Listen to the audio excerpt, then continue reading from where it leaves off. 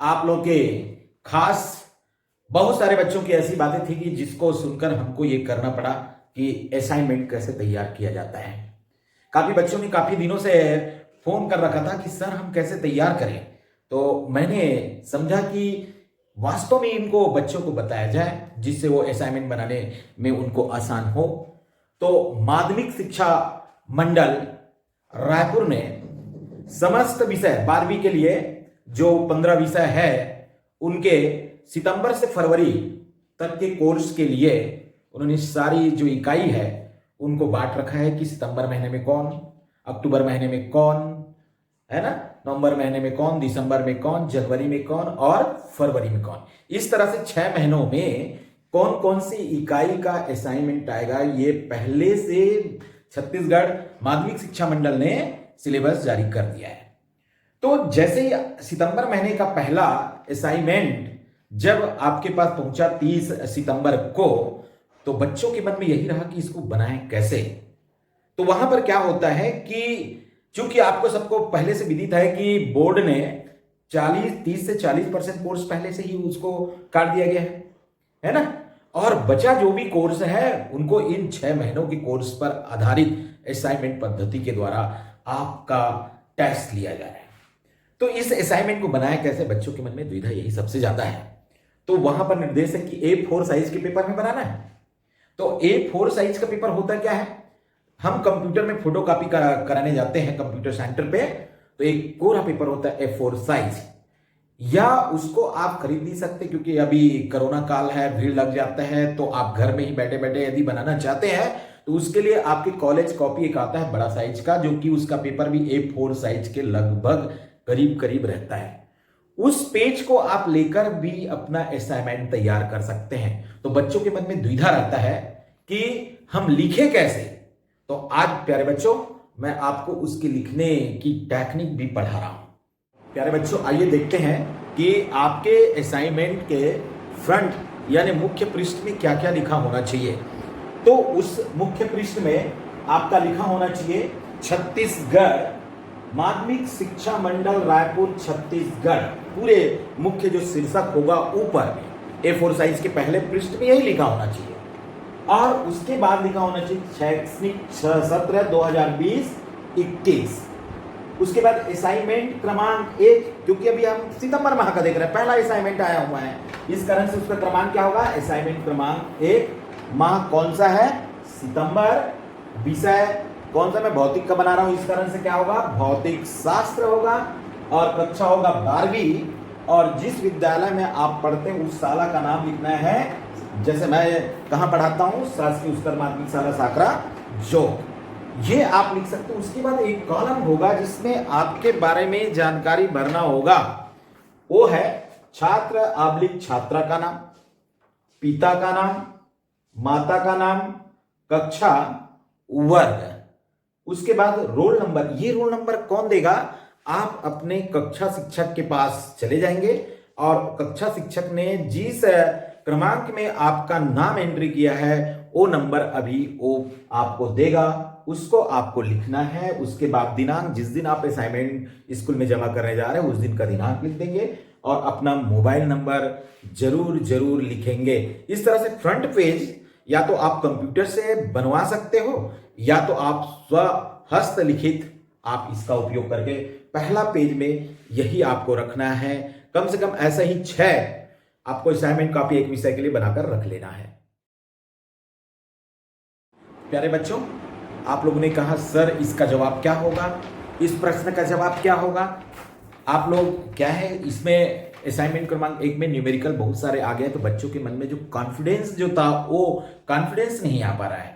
इस कारण से मैं पहला असाइनमेंट किस तरह से बनाया जाता है, तो मैं भौतिक विषय के बारे में सारी प्रश्नों का हल इनमें आपको, क्योंकि ये पहला असाइनमेंट होने के नाते आपके लिए मैं दिखा रहा हूं हल करके, आप इनको देखिए। तो हमारा असाइनमेंट का पहला प्रश्न था, उस भौतिक राशि का नाम लिखिए जिसका मात्रक न्यूटन प्रति कूलम है, बताइए यह सदिश है या अदिश।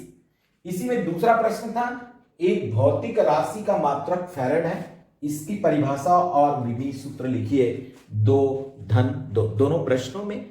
हम यहां पर अंग्रेजी मीडियम वाले बच्चों के लिए भी हम बोल सकते हैं कि इसमें प्रश्न जो था वो क्या था, name the physical quantity of unit newton oblique coulomb, also mention that the vector or a scalar quantity. Second, write the definition and dimensional formula of physical quantity of units. तो यहां पर यूनिट फैराड। तो इन प्रश्नों का जवाब हम अब लेते हैं। तो भौतिक राशि, पहला इसका आंसर जो बनेगा, उत्तर जो बनेगा पहले का, उस भौतिक राशि का नाम लिखिए जिसका मात्रक क्या है, न्यूटन प्रति कूलम है। तो वह राशि है वैद्युत क्षेत्र की तीव्रता, जिसे हम ई कहते हैं। इसकी इकाई है न्यूटन प्रति कूलम की। सदिश है कि अदिश? यह सदिश राशि है। तो जवाब आ गया। इनका शॉर्ट जवाब है, यह कैसी राशि है, सदिश। तो हमारा पहला प्रश्न का जवाब जो है ये इस तरह से जो आ जाता है। हमारे पास दूसरा प्रश्न है, वह भौतिक राशि का मात्रक, किस भौतिक राशि का मात्रक जो है क्या है, फैराड है। तो यहां पर हम देखते हैं वैद्युत धारिता का मात्रक फैराड है ना, फैराड है। इसकी परिभाषा के लिए हम जानते हैं कि किसी भी चालक को जब क्यू आवेश हम जब देते रहते हैं, कोई गोली चालक है उसको क्यू आवेश देते हैं तो उसकी किस में वृद्धि होती है, विभव में। जिस प्रकार से हम एक ग्लास में पानी डालते हैं तो ग्लास का क्या बढ़ता है बच्चों, आयतन। सेम यहां पर क्या होता है, जैसे जैसे हम किसी चालक को आवेश देते हैं उसके विभव में क्या होती है, वृद्धि होती है। तो इसी से हम परिभाषा कह सकते हैं कि किसी भी चालक की विद्युत धारिता है ना, उसको दिए गए आवेश और उनके विभव में वृद्धि के अनुपात के बराबर होता है। यानी यहां पर वैद्युत धारिता जो हम कह सकते हैं आवेश बटे आयतन। यानी मैं कह सकता हूं कि वैद्युत धारिता C is equal to q बटे भी। तो इसको हम परिभाषा आसानी से, यदि किसी चालक को क्यू आवेश दिया जाता है तो उसके विभव में भी की वृद्धि होती है, तो आवेश और विभव के अनुपात को हम क्या कहेंगे, वैद्युत धारिता कहेंगे। विद्युत धारिता की परिभाषा इस तरह से हम परिभाषित कर सकते हैं कि किसी वैद्युत धारिता को उसके दिए आवेश की मात्रा एवं उसके विभव में वृद्धि के अनुपात को कहा जाता है। ये वैद्युत धारिता की परिभाषा होता है। उसके बाद प्रश्न में हमको पूछ रहा है कि उसकी विमीय सूत्र क्या होगी। तो उसकी विमीय सूत्र क्या होगी, तो हम देखते हैं इसका सूत्र ही है C इक्वल टू क्या होता है, Q बटे V। और ये V का जो मान है विभव, V इक्वल टू विभव क्या था, इनके बारे में हम जाने तो ये आवेश, विभव का मान क्या होता है, आवेश बटे क्या, कार्य बटे आवेश। तो इसका मान को मैं रख दूं तो C इक्वल टू क्या आ गया, Q W अपान Q। तो मैं कह सकता हूं C is equal to q square बटे W, बटे क्या हो गया, W। आवेश के मान को हम जानते हैं, आवेश प्रवाह की दर को हम क्या कहते हैं, धारा IT होता है। तो C इक्वल क्या हो गया, IT का वर्ग अपान W। अब इस तरह से हम धारिता के लिए जब विमा निकालते हैं तो ये विमा होगा धारिता C की विमा। तो यहां पर हम कह सकते हैं I यानी धारा एम्पियर, T यानी समय, टी यानी समय का बीमा होता है टी, दोनों का वर्ग, और कार्य का बीमा क्या होता है, बल, कार्य बराबर होता है बल गुणित दूरी। तो यहां पर मैं कह सकता हूं एम, ये ऐसा बीमा को लिखा जाता है M L square T minus two. तो इस तरह से सी की बीमा क्या होगा, A square T square upon M L square T minus two. तो ये बीमा कितना आ गया, हमारा फाइनल बीमा आ गया M minus one L minus two L कहता हूं T plus four A two. तो इस तरह से हमारा वैद्युत धारिता की बीमा क्या हो गया, M minus one L minus two T four, क्योंकि ये माइनस है ऊपर जाकर प्लस हो गया, ए का टू, एल ऊपर गया तो माइनस टू। तो ये बीमा इसका आ जाता है। इस तरह से हमारा पहला असाइनमेंट का पहला प्रश्न खत्म होता है। हम दूसरा प्रश्न, दूसरा असाइनमेंट का दूसरा हमारा प्रश्न है, एक समानांतर प्लेट संधारित्र की प्लेटों के बीच वायु होने पर 10 माइक्रोफैरड धारिता प्राप्त होती है। अब यदि इन प्लेटों के बीच की दूरी आधी कर दी जाए और उसके मध्य के इक्वल टू 5 पैरावृत्तांक का माध्यम भर दिया जाए तो धारिता के मान कितना घटेगा कि बढ़ेगा। इसी को अंग्रेजी मीडियम वाले आप देख सकते हो। आपका प्रश्न है, the capacitance of A parallel plate capacitor having air between its plate is 10 microfarad if the distance between the plate is reduced to L and the medium between plate it's replaced by medium distance constant k equal to 5, then find out the volume, how much increase in the capacitance the capacitor।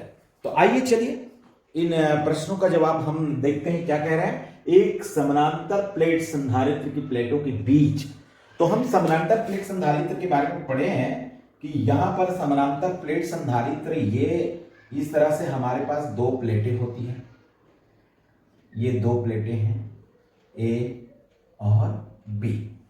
यहां पर बीच वायु होने पर कितना 10 micro धारिता। इन दोनों के बीच जो कैपेसिटर है, इन दोनों के बीच जो है, ये मान लो जो दूरी जो आता है dt आती है, तो इसका सूत्र जो हो जाता है ना, जो हम जानते हैं इनका सूत्र क्या होता है, एप्सिलॉन 0 a अपान d, है ना।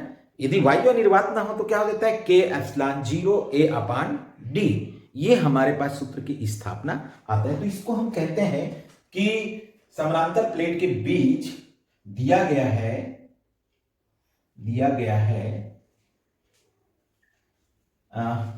समानांतर प्लेटों के बीच वायु या निर्वात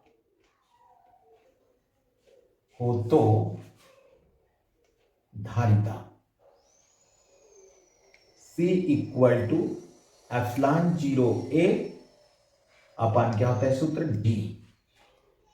चूंकि हमको दिया गया है C इक्वल टू क्या दिया गया है, यहां पर C इक्वल टू दिया 10 माइक्रोफैरड, और हम जानते हैं चूंकि हमको मालूम है माइक्रो ये होता है माइक्रो, और माइक्रो का अर्थ होता है 10 टू द पावर -6।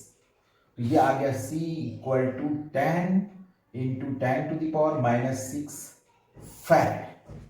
तो यहां पर मैं कह सकता हूं कि 10 into 10 to the power -6 equal to epsilon 0 a upon d। Equation आ जाएगा पहला, ये इसका मान आ गया। अब यहां पर कहते हैं कि यदि इन प्लेटों के बीच की दूरी आधी कर दी जाए, क्योंकि दो प्लेटों के बीच की दूरी कितनी है, d है, अब इन प्लेटों के बीच की दूरी आधी कर दी जाए और उसके मध्य के पैराविद्युतांक, यानी के पैराविद्युतांक कितना दिया है 5। तो ये होगा जब अब यदि के पैरा वैद्युतांक माध्यम रखा जाए तो नई धारिता बराबर सी डैश होगी। तो सी डैश इक्वल टू क्या, एप्सिलॉन 0 a बटे कितना आ गया डी। और यहां पर चूंकि दूरी कितना है, डी का जो मान है, डी का मान आधी है, अर्थात डी के जगह d/2 होगा। तो ये आ गया d/2।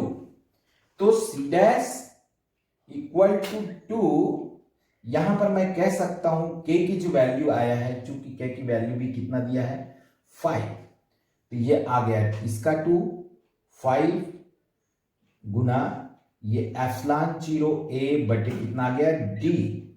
चूंकि इक्वेशन पहला से एप्सिलॉन 0 इसका मान होता है ये, तो यहां पर मैं कह सकता हूं c dash is equal to 10 गुना ये आ गया इसका मान 10 गुना 10⁻⁻⁶।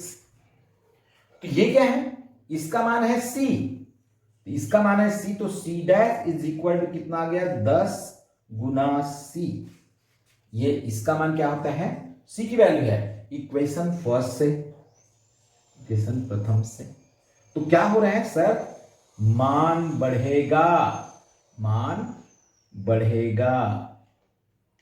कितना बढ़ेगा 10 गुना, मान बढ़ेगा 10 गुना बढ़ेगा। तो ये 10 गुना बढ़ रहा है मान, तो हमारा जवाब ये दूसरा प्रश्न का है। 2 प्रश्नों का हल कर चुके हैं, अब तीसरा प्रश्न का हल करते हैं। यह प्रश्न क्या है, किसी आवेशित चालक प्लेट के पास एक धन आवेशित बिंदु आवेश प्लस q रखा जाता है। बिंदु आवेश से निकलकर आवेशित प्लेट के पृष्ठ तक जाने वाली विद्युत बल रेखाएं खींचे। पहला प्रश्न है 2 नंबर का, आवेशित प्लेट के पृष्ठ पर विद्युत क्षेत्र की तीव्रता हेतु व्यंजक निकालिए। जैसे ही प्लेट आवेशित हो जाता है तो उसके लिए हमको व्यंजक निकालना है। तो प्यारे बच्चों, यहां पर सबसे पहली बात तो कंफ्यूजन वाले, किसी आवेशित चालक की प्लेट के पास एक धन आवेशित बिंदु आवेश, तो हम पॉइंट चार्ज की परिभाषा हमने क्या पढ़ाया था, बिंदु आवेश किसे कहेंगे, क्या वो 0.1 मिलीमीटर है कूलम, ऐसा है क्या, कोई बहुत बड़ा आवेश बिंदु आवेश नहीं हो सकता। तो यह भी हो सकता है बड़ा आवेश यदि बहुत दूर दूर पर स्थित है तो कौन सा आवेश कहलाएगा, बिंदु आवेश ही कहलाता है। बिंदु का अर्थ हम बहुत ही छोटा आवेश के रूप में लेते हैं। तो सबसे पहले इसी को समझना है कि बिंदु आवेश क्या है। आवेश यदि बहुत बड़ा भी है और उन आवेशों के बीच की दूरी बहुत ज्यादा हो गया है तो वो आवेश क्या होता है, पॉइंट चार्ज कहलाता है। इसकी कोई विशेष परिभाषा यदि देखा जाए तो क्या हो जाता है, वो आवेश कम पड़ जाता है। तो इस तरह से प्रभाव उसका कम पड़ जाता है। तो हम बिंदु आवेश के बारे में बात करते हैं। तो यहां पर इसका हल हो जाएगा। इसको हम अंग्रेजी भाषा में भी इनको पहले तो प्रश्न कर लिया जाए। तो a positive point charge plus q is kept near a charge plate. पहला फर्स्ट क्या कहते हैं, draw the electric field line of force from point charge to the plate. And second derive कहते हैं, derive an expression for the electric field intensity at the surface of plate. तो चलिए बच्चों इसका हम हल देख लें। तो यहां पर मैं कहता हूं कि प्लस क्यू आवेश, पहला हम देखते हैं हल में, किसी आवेशित चालक प्लेट के पास यहां पर प्लस क्यू आवेश रखा है। माना कि प्लस क्यू आवेश कोई भी रहता है, प्लस क्यू आवेश से बल रेखाएं बाहर निकलेगी।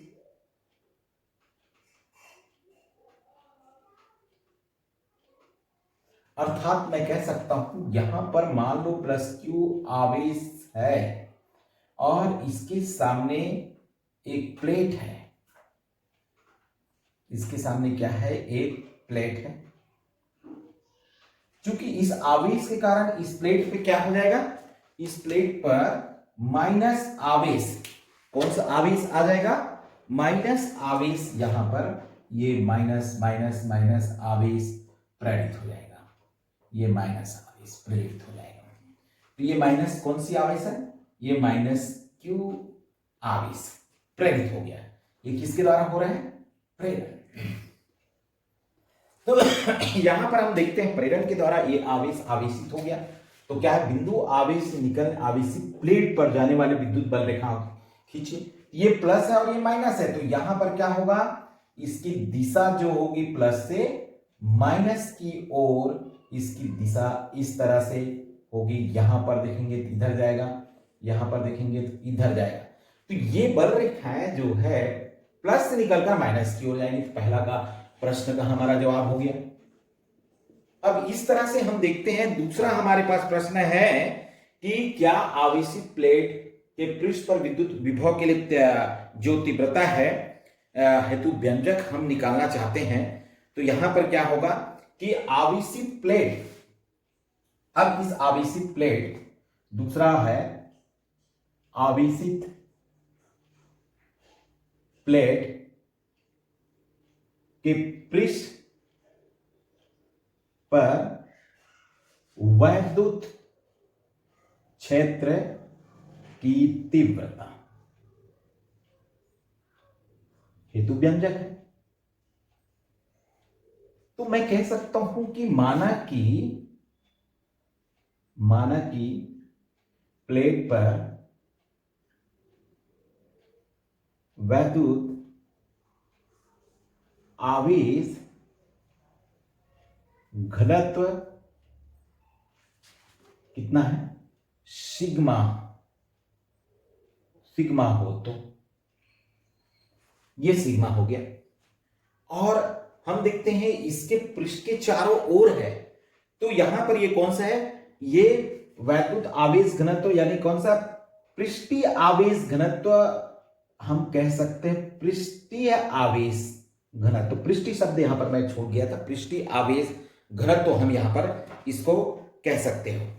यदि प्लेट पर कुल आवेश, यदि प्लेट पर कुल आवेश Q हो तो,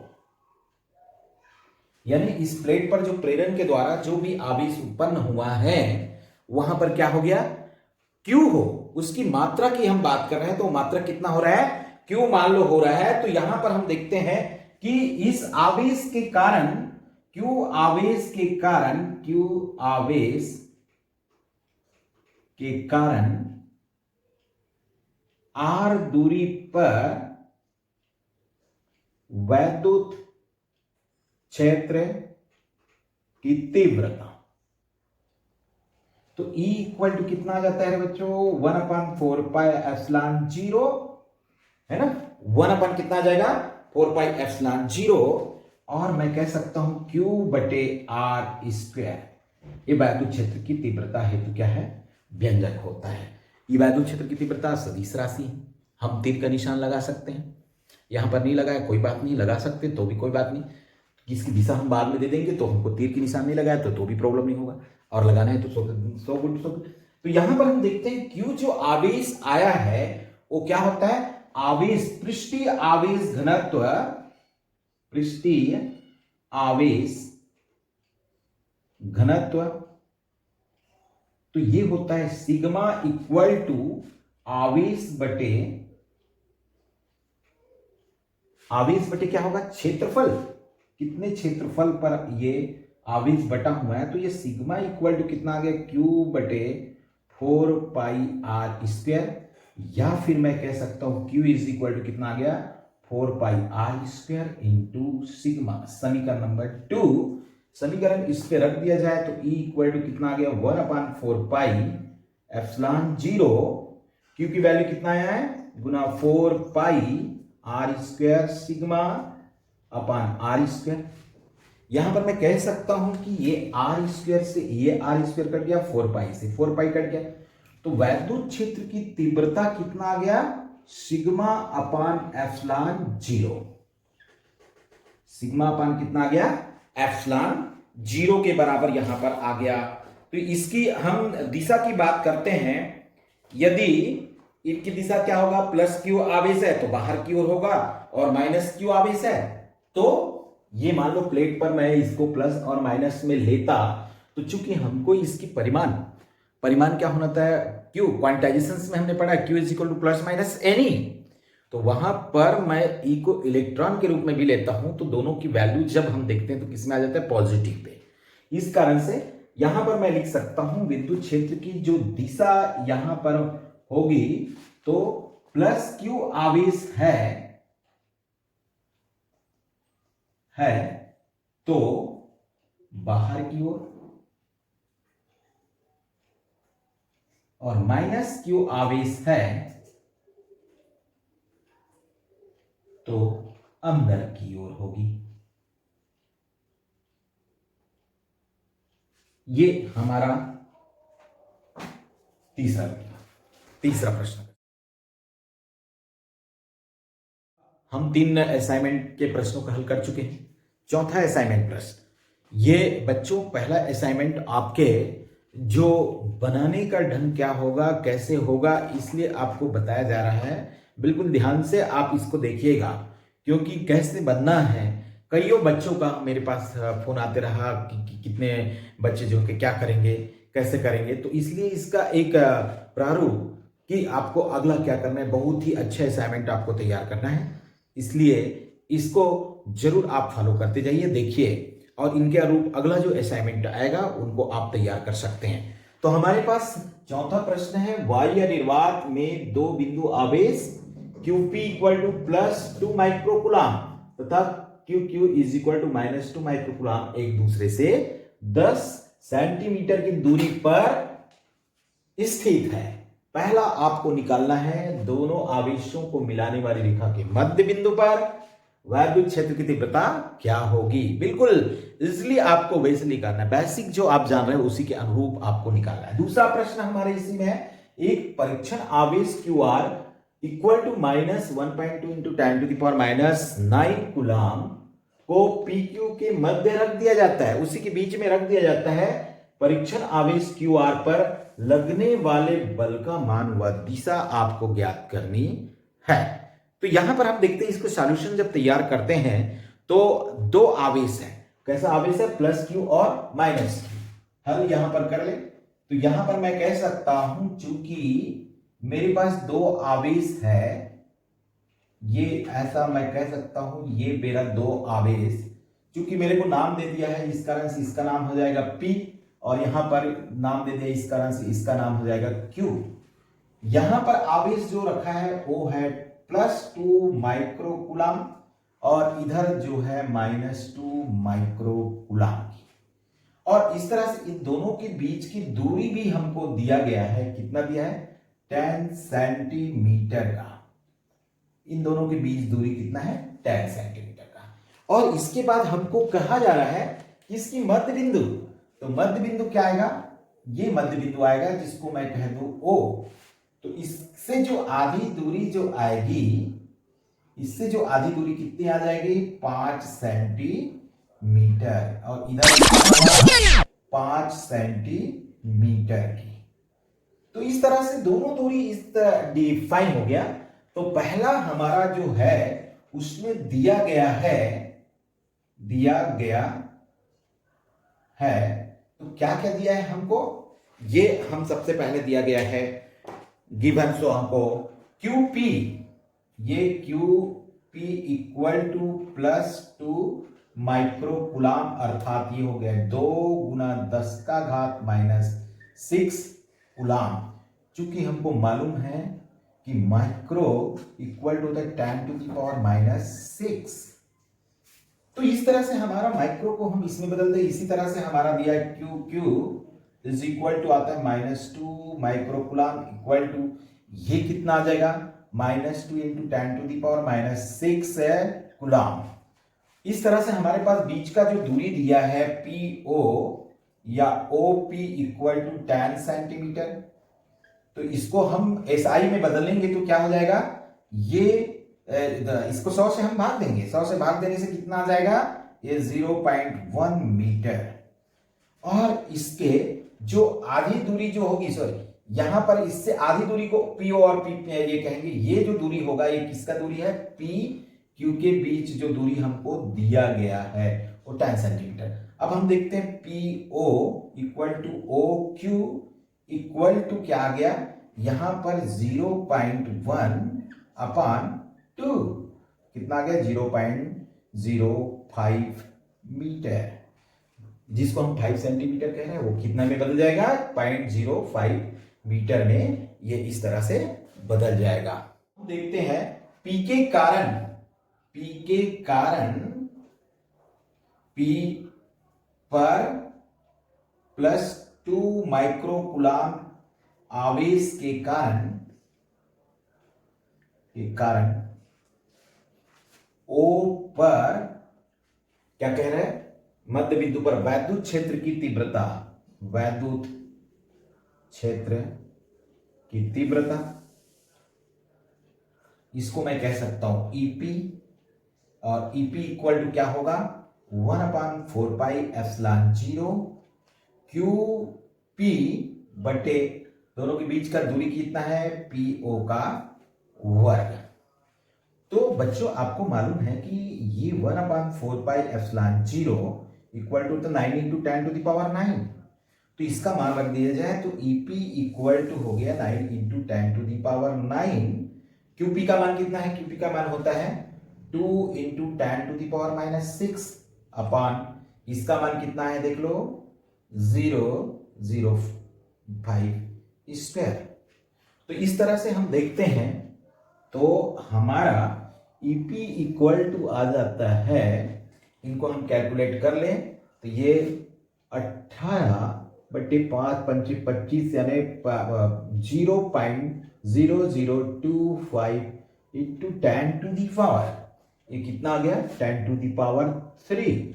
और इस तरह से EP इक्वल टू 7.2, यानी इसको मैं सीधा सीधा भाग कर दूं तो ये 7200 × 10⁻3, तो EP इक्वल टू आ जाएगा 7.2 × 10⁻6, ये क्या हो गया, कूलाम। समीकरण नंबर 1 आ गया, किसके कारण, P के कारण O पर वैद्युत क्षेत्र की तीव्रता इतने हैं। अब हम देखते हैं Q के कारण O पर कितना होगा, इसी प्रकार Q यानी -2 माइक्रोफैरड के कारण O पर वैद्युत क्षेत्र की तीव्रता, इसको मैं कहूंगा EQ, और EQ इज इक्वल टू, फिर से वही बात आ जाएगा, 9 × 10⁹ इंटू, यहां पर जब भी मैग्नीट्यूड की बात करते हैं तो ये प्लस में ही आता है, 2 माइनस यहां पर रखने की जरूरत नहीं है, क्योंकि यहां पर क्या है, Q is equal to minus. तो वैद्युत क्षेत्र की तीव्रता कैसी राशि होती है, सदिश राशि होती है, इस कारण से माइनस लिखने की यहां पर जरूरत नहीं पड़ती। तो यहां पर हम देखते हैं कि ये जो 10⁻⁶ अपान 0.05 स्क्वायर, इसका भी मान कितना आ गया, EQ is equal to 7.2 × 10⁻6 coulomb, equation 2। तो इसके कारण तीव्रता और इसके कारण तीव्रता दोनों क्या होगा, इन पर कुल तीव्रता हमको निकालना पड़ेगा। तो इस तरह से हम देखते हैं कुल तीव्रता क्या होगी, तो बिंदु O पर कुल तीव्रता, और कुल तीव्रता को E कह दूं तो ये आएगा EP + EQ। तो E की वैल्यू कितना आ गया, 7.2 × 10⁻6 + 7.2 × 10⁻6, तो ये आ गया 14.4 × 10⁻6, ये किस में आ जाएगा, ये न्यूटन प्रति कूलाम। तो ये आ गया इक्वेशन 3।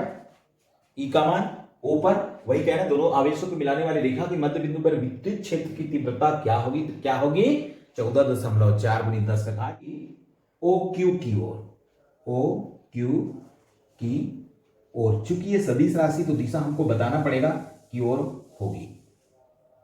अब ये देखना चाहते हैं दूसरा प्रश्न, एक परीक्षण आवेश क्यू आर -1.2 × 10⁻⁻19 कूलाम को पी के मध्य में रखा गया है, तो क्यू आर पर लगने वाला बल की गणना करना है। अब ओ बिंदु पर हमको क्या रख देना है, क्यू आर एक आवेश रखना है जिसकी वैल्यू कितनी है -1.2 × 10⁻⁹।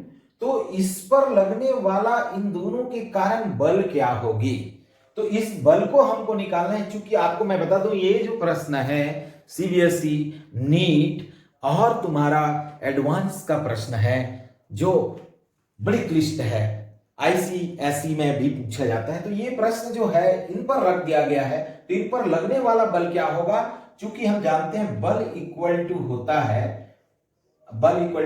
आवेश गुना वैद्युत क्षेत्र की तीव्रता, वैद्युत क्षेत्र की तीव्रता।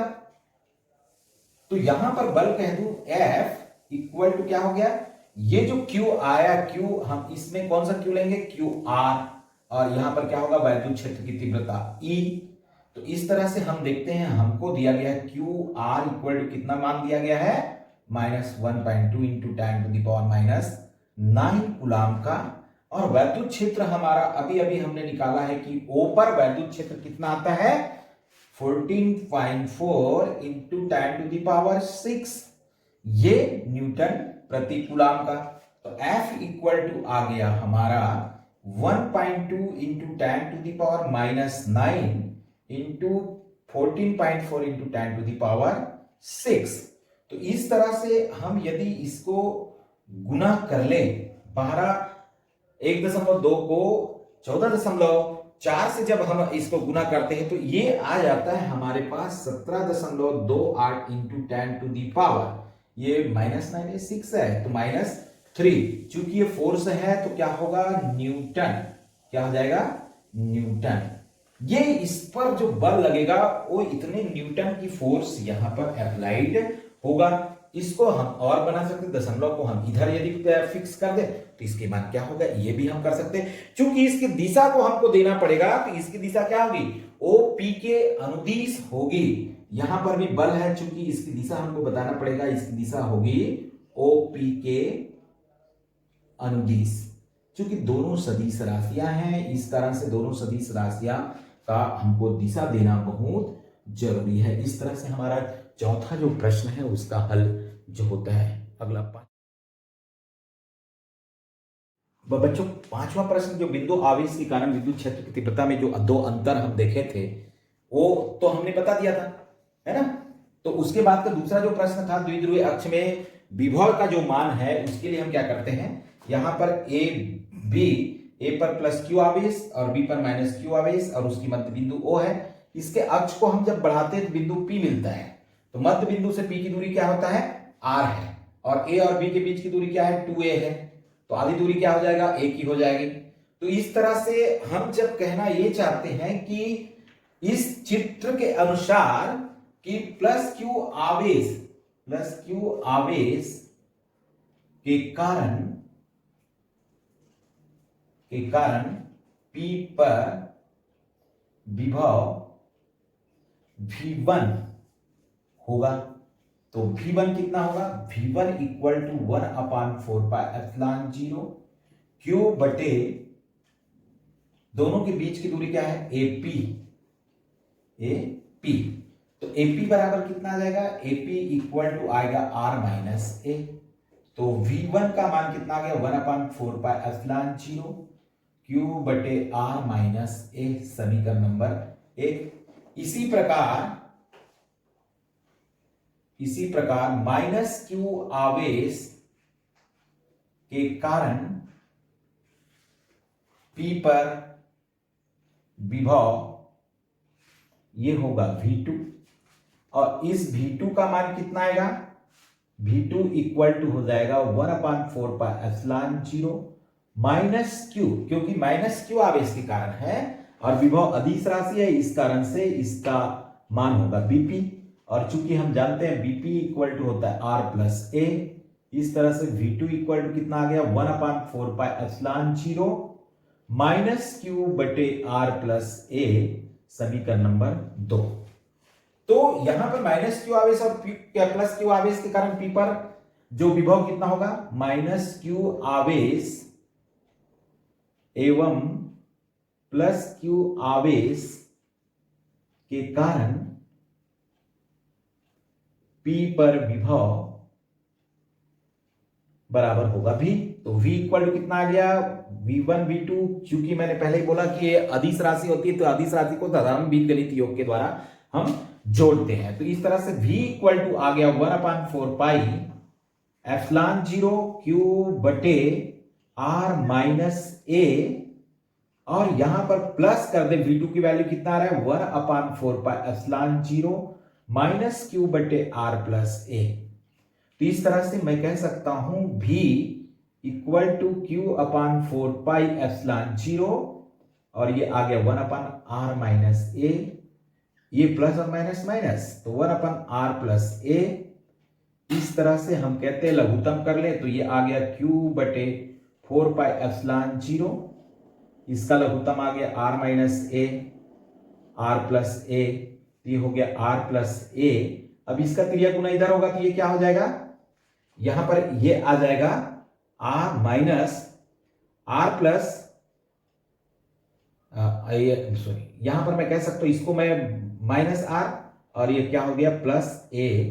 तो इस तरह से वो दोनों सब कैंसिल हो जाएगा, और कैंसिल हो जाएगा तो हम कह सकते हैं कि ये आ गया v इक्वल टू ये माइनस और ये हो गया प्लस, तो r प्लस ए, r से r कट गया, तो यहां पर आ गया 1/4 pi epsilon 0 2q a upon r square minus a square, क्योंकि ये माइनस और ये प्लस है तो p इक्वल टू क्या होता है 2qa, तो v इक्वल टू मैं कह सकता हूं 1/4 पाई एप्सिलॉन 0 p बटे r square minus a square.